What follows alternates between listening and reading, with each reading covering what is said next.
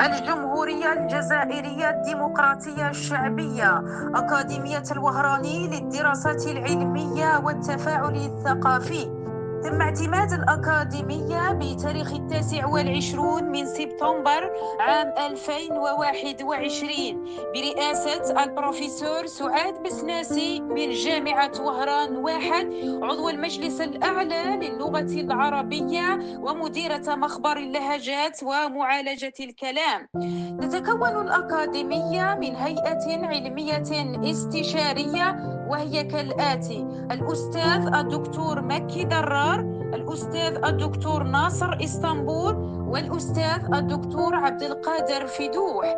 وتضم الأكاديمية 9 وحدات وهي: وحدة اللسانيات وتعليمية اللغات، وحدة الفنون والحضارة، وحدة الترجمة واللغات، وحدة الدراسات الثقافية والهوية والتراث، وحدة التغيير الاجتماعي والأسرة والتعليم، وحدة الإعلام والاتصال، ووحدة الرقمنة والذكاء الاصطناعي، وحدة التنوع الاقتصادي، وأخيرا وحدة السرديات والشعر.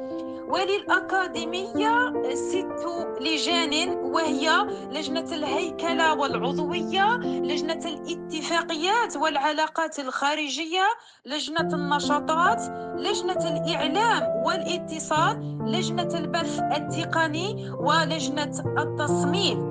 كما يوجد لجان فرعية والمتمثلة في اللجنة العلمية، لجنة البرامج والأنشطة، لجنة التعاون، لجنة النشر، ولها أيضا مقرر الذي هو بمثابة الجسر بين القيادة وبقية مكونات الأكاديمية.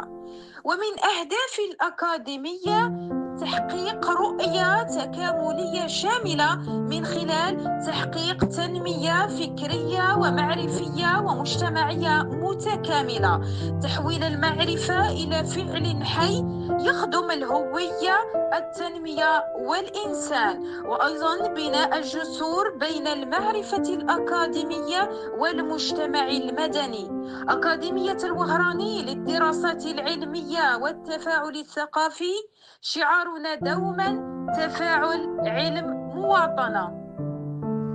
الجمهورية الجزائرية الديمقراطية الشعبية، أكاديمية الوهراني للدراسات العلمية والتفاعل